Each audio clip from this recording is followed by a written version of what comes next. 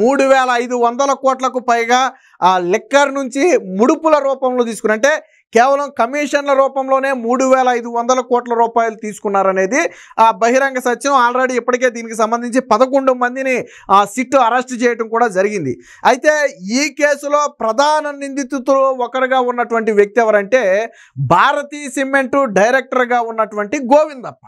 So Govindappa కూడా ఈ liquor స్కామ్కు సంబంధించి ప్రధాన నిందితుడు. ఎందుకంటే ఈ డబ్బులు మొత్తం ఎవరి చేతుల మీదుగా వెళ్ళాయి? పెద్దిరెడ్డి, అలాగే విజయసాయి రెడ్డి, అలాగే గోవిందప్ప, వీళ్ళ ముగ్గురు చేతుల మీదగానే కింగ్ పిన్కు చేరాయి. అంటే ఒక రకంగా జగన్మోహన్ రెడ్డికి చేరాయి అనేది సిట్టు చేసినటువంటి ఆరోపణలు.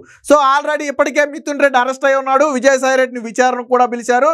ఇక గోవిందప్ప పాత్ర కూడా ఉంది. కాబట్టి ఇక్కడ ఒక అనుమానం ఉంది, ఈ లిక్కర్ స్కామ్ నిధులు భారతీ సిమెంట్లోకి ఏమైనా మళ్ళాయా? భారతీ సిమెంట్లోకి ఏమైనా పెట్టుబడుల రూపంలో డైవర్ట్ చేశారా?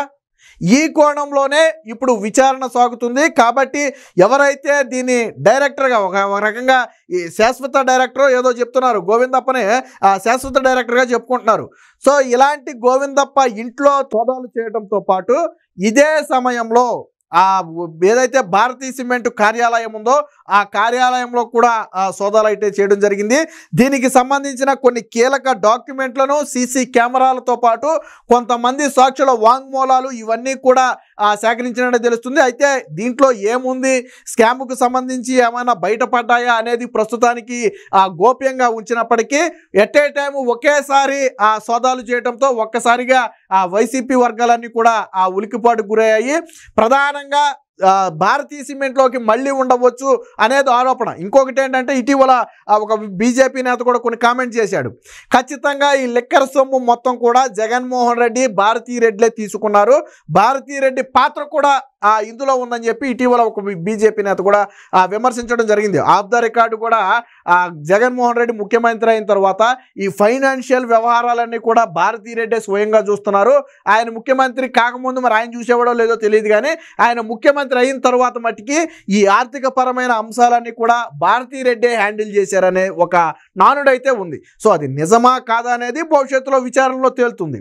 సో ఇప్పుడు భారతీ సిమెంట్స్ మీద ఎప్పుడైతే రైడ్స్ జరిగాయో, గోవిందప్ప ఇంటితో పాటు గోవిందప్ప బంధువుల ఇళ్లలో కూడా ఎప్పుడైతే రైడ్స్ జరిగాయో దీంతో ఒక్కసారిగా ఉలికిపాటు అయితే మొదలైంది. దీనికి సంబంధించిన ఒక న్యూస్ కూడా వచ్చింది, ఒకసారి చూద్దాం. భారతీ సిమెంట్స్ లో సిట్టు సోదాలు, హైదరాబాద్ లోని ఆ సంస్థ కార్యాలయం, అలాగే డైరెక్టర్ గోవిందప్ప బాలాజీ ఛాంబర్, అలాగే నివాసంలో కూడా తనిఖీలు, రాజ్ కసిరెడ్డి బినామీ కంపెనీ, బూనేటి చాణిక్య రెస్టారెంట్లలో కూడా తనిఖీలు అయితే చేయడం జరిగింది. పలు పత్రాలు అయితే స్వాధీనం. ఇది హైదరాబాద్ లోని భారతీ సిమెంట్ కార్యాలయం అయితే మనం ఇక్కడ చూడొచ్చు. ఈ కార్యాలయంలోనే స్పెషల్ ఇన్వెస్టిగేషన్ టీం అయితే సోదాలు చేసి కొన్ని కీలక డాక్యుమెంట్స్ అయితే స్వాధీనం చేసుకున్నారు. ఇదే సమయంలో సీసీటీవీ ఫుటేజ్, ఈ హార్డ్ డిస్కులు కూడా స్వాధీనం చేసుకున్నట్టుగైతే తెలుస్తుంది. మద్యం కుంభకోణం కేసులో సిట్టు దూకుడు పెంచింది. వైకాపా అధినేత మాజీ ముఖ్యమంత్రి జగన్మోహన్ రెడ్డి కుటుంబానికి చెందిన హైదరాబాద్లోని భారతీ సిమెంట్స్ కార్యాలయంలో శనివారం సోదాలు నిర్వహించింది. ఇదే కార్యాలయంలో ఆ సంస్థ పూర్తి కాలపు డైరెక్టర్, మద్యం కుంభకోణం కేసులో నిందితుడైన గోవిందప్ప బాలాజీ ఛాంబర్లోనూ, బంజారా హిల్స్లోని గోవిందప్ప ఇంటి నివాసంలోనూ సిట్టు బృందాలైతే తనిఖీలు చేపట్టి పలు పత్రాలు స్వాధీనం చేసుకున్నాయి. మద్యం డిస్టిలరీలు, సరఫరాల కంపెనీల నుంచి వసూలు చేసిన ముడుపుల సొమ్మును ఈ కేసులో ప్రధాన నిందితుడు రాజ్ కసిరెడ్డి సహా నిందితులు వైకాపా ఎంపీ పెద్దిరెడ్డి మిథున్ రెడ్డి, విజయసాయి రెడ్డితో పాటు గోవిందప్ప బాలాజీకి అందజేశారని, వారు ఆ సొత్తును ఎప్పటికప్పుడు నాటి ముఖ్యమంత్రి జగన్కు చేర్చేవారని సిట్ ఇప్పటికే ప్రాథమిక అభియోగంలో వెల్లడించింది. సో మద్యం ముడుపుల సొమ్మును డొల్ల కంపెనీల్లోకి రూటింగ్ చేశారని, బెంగళూరు కేంద్రంగా స్థిరాస్తి రంగంలో పెద్ద ఎత్తున పెట్టుబడులు పెట్టించారని గోవిందప్ప బాలాజీపై అభియోగాలు ఉన్నాయి. మద్యం ముఠా సభ్యులతో ఆయన హైదరాబాద్లో పలుమార్లు సమావేశమైనట్టు కూడా ఇప్పటికే సిట్ సాంకేతిక ఆధారాలు సేకరించింది. ఈ ఎంటైర్ లిక్కర్ స్కాములో రాజ్ కసిరెడ్డి, పెద్దిరెడ్డి మిథున్ రెడ్డి తరువాత ఆ స్థాయిలో వెనకమాల కథ నడిపిన వ్యక్తి ఈ గోవిందప్ప బాలాజీ. ఎవరు ఈ వ్యక్తి అంటే భారతీ రెడ్డికి అత్యంత నమ్మకస్తుడు, ఆ కుటుంబానికి అత్యంత నమ్మకస్తుడు, భారతీ సిమెంటు పూర్తి కాలపు డైరెక్టర్గా ఉన్నటువంటి వ్యక్తి. ఏ సంస్థ కూడా నాకు తెలిసి పూర్తి కాలపు డైరెక్టర్ అంటే డైరెక్టర్లు మారుతూ ఉంటారు, బట్ ఈయన మట్టికి మారే డైరెక్టర్ కాదనుకుంటా. సో ఈయన కీలకంగా వ్యవహరించారు. ఈయన ఏం చేశాడు, ఇతర ప్రాంతాల్లో స్థిరాస్తి రంగంలో పెట్టుబడుల రూపంలో పెట్టడంతో పాటు డొల్ల కంపెనీలు, సూట్ కేసు కంపెనీలు అంటే మీకు బాగా అర్థమవుతుంది. ఎందుకంటే జగన్మోహన్ రెడ్డి 43,000 కోట్ల స్కాము సూట్ కేసు కంపెనీలు సృష్టించే జరిగింది.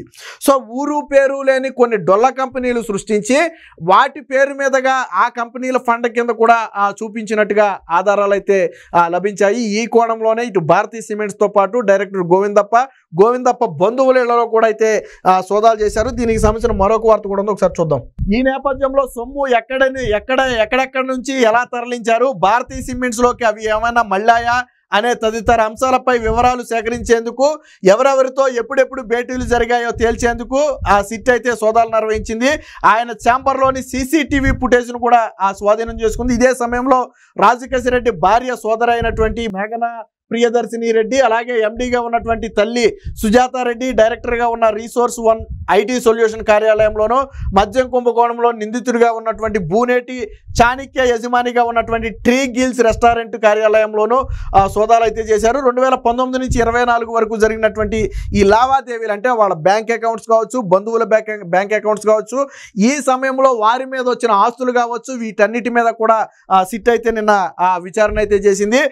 రాజకేశ్ రెడ్డి దాదాపుగా హైదరాబాదు పరిసర ప్రాంతాల్లో 100 ఎకరాలు కొన్నట్టుగాను, అందులో మెజారిటీ తన కుటుంబ సభ్యుల పేరు మీద రిజిస్టర్ చేసినట్టుగా ఆనాటి సిట్టు తన ప్రాథమిక దర్యాప్తులో పేర్కొనడం జరిగింది.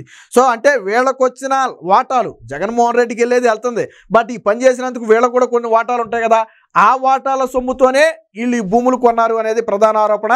అదే సమయంలో నాడు టీఆర్ఎస్ ప్రభుత్వం లేదా బీఆర్ఎస్ ప్రభుత్వం వీళ్లకు సహకరించింది అనేది సిట్ చేసినటువంటి ప్రధాన ఆరోపణ. సో ఎక్కడెక్కడ సోదాలు చేశారంటే భారతీయ సిమెంట్స్ కార్యాలయం, గోవిందప్ప బాలాజీ కార్యాలయం, బంజారా హిల్స్ రోడ్ నెంబర్ 10, అలాగే గోవిందప్ప బాలాజీ నివాసం, ఇది కూడా బంజారా హిల్స్లోనే ఉంది. ఇక రీసోర్స్ 1 ఐటీ సొల్యూషను, దీంట్లో కూడా సోదాలు జరిపారు. ఇక ట్రీ గిల్స్ రెస్టారెంట్ హైదరాబాద్ బ్రూనేటి చాణిక్య, సో ఆయన యజమానిగా ఉన్నటువంటి అందులో కూడా సోదాలు జరపడంతో పాటు వీటి ఫైనాన్షియల్ ఇయర్ స్టేట్మెంట్స్ మొత్తం కూడా పరిశీలించారు. ఏది ఏమైనా మొత్తంగా భారతీయ సిమెంట్లోకి ఏమైనా నిధులు మన్నాయా అనే కోణంలో అయితే ఇన్వెస్టిగేషన్ జరిగినట్టు తెలిసింది. దీనికి సంబంధించి ఎటువంటి ఆధారాలు దొరికినా భారతీ రెడ్డి మెడకు కూడా ఈ కేసు చుట్టుకునే అవకాశం ఉంది.